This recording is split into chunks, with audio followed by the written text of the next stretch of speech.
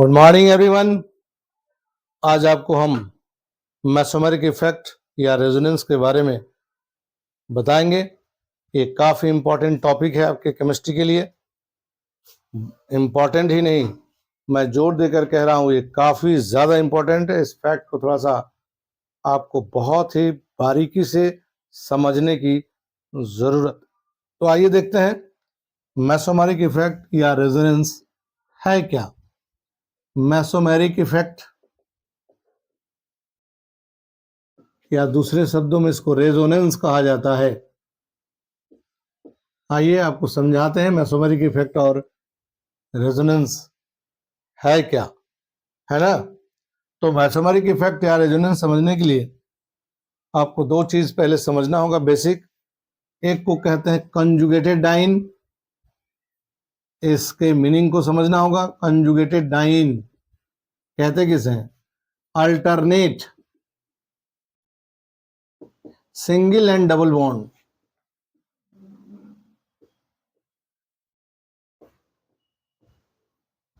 Alternate single and double bond system को conjugated dine कहा जाता है। थोड़ा सा एग्जाम्पल से समझिए आप। जैसे हमने लिखा CH2 double bond CH, single bond CH, double bond CH2। ये डबल सिंगल डबल एकांतर क्रम से डबल और सिंगल बॉन्ड के सिस्टम को कंजुगेटेड डाइन कहते हैं। और एग्जाम्पल देखिए, बेंजीन में होता है, लिखते हैं ना हम लोग ऐसे, single double, double single, double single, double single. एकांतर क्रम से सिंगल और डबल बॉन्ड के सिस्टम को कंजुगेटेड डाइन कहते हैं। तो इसके बाद जब मैं कंजुगेटेड डाइन सिस्टम की बात करूंगा तो आपको समझना होगा हम आपको क्या कहना चाहते हैं। ठीक है, तो ये पहली बात आपको मैंने समझाया मेसोमेरिक इफेक्ट समझने से पहले, व्हाट इज कंजुगेटेड डाइन। दूसरा चीज इसमें समझना है आपको, डीलोकलाइजेशन। इसका सही मीनिंग आपको समझना होगा। डीलोकलाइजेशन, लोकल और डी लोकल का फर्क को समझते होंगे आप। लोकल जिसका पोजीशन फिक्स है और जिसका पोजीशन फिक्स नहीं है उसको कहते हैं डी लोकल। क्लियर? मैं क्या कहना चाह रहा हूं, आप जिसका पोजीशन फिक्स है उसको कहते हैं लोकल या लोकलाइज्ड, और जिसका पोजीशन कभी फिक्स नहीं है उसको कहते हैं डी लोकल या डी लोकलाइज्ड। ठीक है ना। जैसे कोई पॉइंट यहां पर है, हमेशा यहां पर है, 1 घंटा के बाद भी खोजेंगे तो पॉइंट यहीं पर मौजूद रहेगा, इसको क्या कहेंगे? Localized point. लेकिन ये पॉइंट का पोजीशन अगर हमेशा बदलता रहे तो इसको क्या कहेंगे? Delocalised point. तो पॉइंट तो कभी डीलोकलाइज्ड होता नहीं, मैं जस्ट एग्जांपल देकर बताया। मतलब जिसका पॉइंट फिक्स है उसको लोकलाइज्ड, और जिसका जगह फिक्स नहीं है उसको कहते हैं डीलोकलाइज्ड। ये दो चीजों की अहमियत को समझ लें आप, तब भी आप मेसोमेरिक इफेक्ट को समझ पाएंगे। तो ये डीलोकलाइजेशन पाई बॉन्ड में होता है, पाई इलेक्ट्रॉन में होता है, सिग्मा इलेक्ट्रॉन में नहीं होता है। जैसे कार्बन कार्बन डबल बॉन्ड और कार्बन ऑक्सीजन डबल बॉन्ड को अगर हम आपके बारे में आपको बताना चाहें तो यहाँ पाई इलेक्ट्रॉन है 2 ठो, यहाँ भी पाई इलेक्ट्रॉन है 2। ये पाई इलेक्ट्रॉन के दोनों साइड में दोनों कार्बन सेम इलेक्ट्रोनेगेटिव है, इसलिए पाई इलेक्ट्रॉन दोनों कार्बन के बीच में कन्फाइंड है, तो इसको कहते हैं localized pi electron. Localized pi electron कहते हैं। हम आपको क्या मैसेज देना चाहते हैं आपको समझ में आएगा। ये डबल बॉन्ड कार्बन कार्बन के बीच में है, तो ये पाई इलेक्ट्रॉन दोनों न्यूक्लियस के बीच में कन्फाइंड होगा। ऐसे कन्फाइंड इलेक्ट्रॉन को कहते हैं लोकलाइज्ड पाई इलेक्ट्रॉन। लेकिन यहां की घटना को सोचिए, पाई बॉन्ड के एक साइड में लेस इलेक्ट्रोनेगेटिव और एक साइड में मोर इलेक्ट्रोनेगेटिव एलिमेंट लगा हुआ है, तो तुरंत ये बॉन्ड टूट करके यहां शिफ्ट कर जाएगा। कार्बन पर पॉजिटिव चार्ज होगा और ऑक्सीजन पर नेगेटिव चार्ज होगा, है ना। इस ऑक्सीजन पर पहले से 2 ठो लोन पेयर ऑफ इलेक्ट्रॉन है। अब ये बॉन्ड के टूटने से कितने लोन पेयर हो गए? 3। तीनों लोन पेयर में भयंकर रिपल्सन एक्सर्ट होगा। To avoid this steric repulsion ये लोन पेयर फिर यहां पुश करेगा, फिर डबल बॉन्ड बन जाएगा। मतलब क्या हुआ?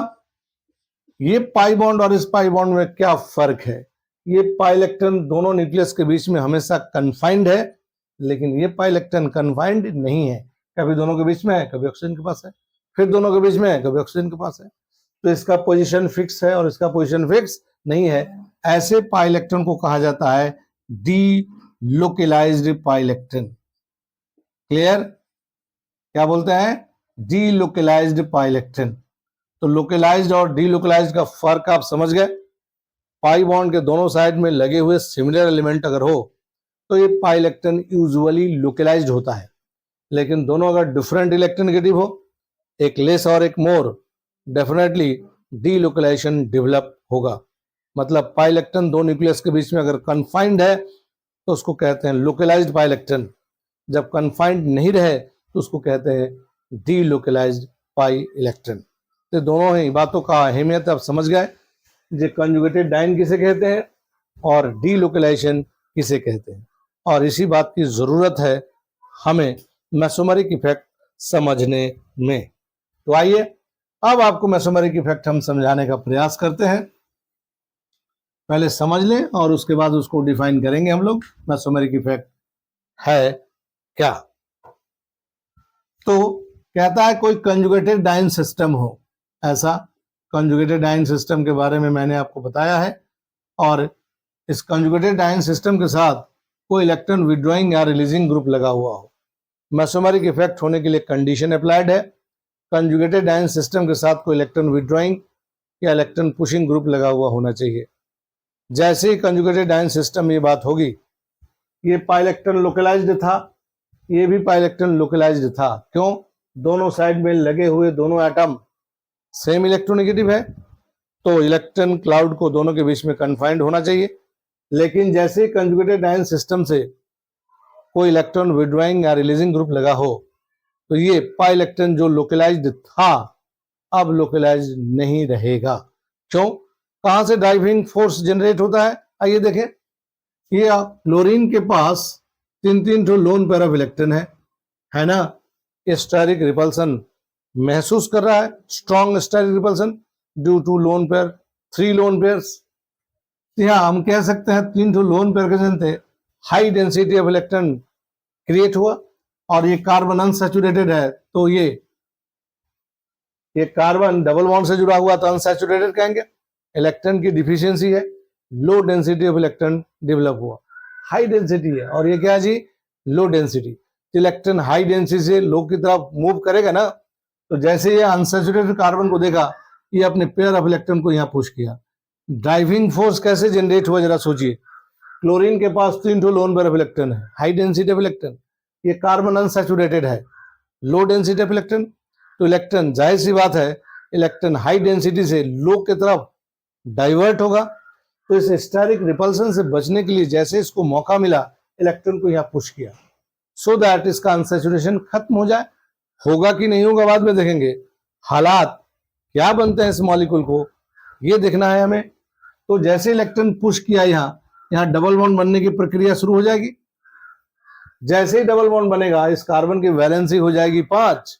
गिनिए, 1 2 3 4 और हाइड्रोजन लगाए 5, और पेंटावेलेंट कार्बन होता तो नहीं है। टू अवॉइड दिस पेंटावेलेंसी, ये कार्बन अपने से, ये कार्बन कोई कमजोर बॉन्ड को तोड़ेगा। ये पाई बॉन्ड काफी वीक होता है, इस प्रेशर से बचने के लिए टूट करके यहाँ शिफ्ट हो जाता है।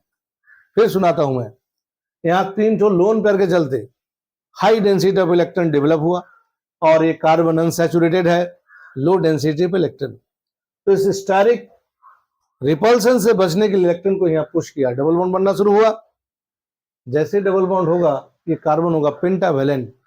टू अवॉइड द पेंटावेलेंसी, इस कार्बन से लगा हुआ कोई कमजोर सा बॉन्ड टूटेगा, तो ये पाई बॉन्ड कमजोर है, टूट करके इधर शिफ्ट हो जाएगा। अब इस कंपाउंड के स्केलेटन बदलेगा, कुछ इस तरह से बदलेगा ऐसा। CH2 double bond, CH single bond CH, ये बॉन्ड के टूटने से यहाँ नेगेटिव चार्ज डेवलप हुआ, सिंगल बॉन्ड CH, और यहाँ डबल बॉन्ड और क्लोरीन पर पॉजिटिव चार्ज, क्योंकि इलेक्ट्रॉन पेयर इसने दिया है। इस कंपाउंड का स्केलेटन बदल करके कैसा स्केलेटन में कन्वर्ट हो गया। अब ये pi electron, high density electron, ये अनसैचुरेटेड कार्बन, इलेक्ट्रॉन को यहाँ पुश किया, डबल बॉन्ड बनना शुरू हुआ। जैसे डबल बॉन्ड बनेगा, कार्बन पेंटावेलेंट होने लगेगा। To avoid this pentavalency, pi bond टूटकर इधर शिफ्ट कर जाएगा, और हालात फिर बदलेंगे। इस कार्बन पर नेगेटिव चार्ज होगा, single bond CH, double bond CH, single bond CH, double bond Cl plus. Got it? जब ये नहीं था, देयर वाज नो डिस्टर्बेंस, ये दोनों ही पाइलेक्टन लोकलाइज्ड थे, लेकिन इसके प्रेजेंस के कारण ये पाइलेक्टन और ये पाइलेक्टन डीलोकलाइज्ड हुआ, है ना। तो ये डीलोकलाइजेशन एक पाई बॉन्ड से दूसरे और दूसरे से तीसरे पाई बॉन्ड में ट्रांसफर हो रहा है। This transfer of delocalisation of pi electron is known as mesomeric effect. क्या हो रहा है इसमें?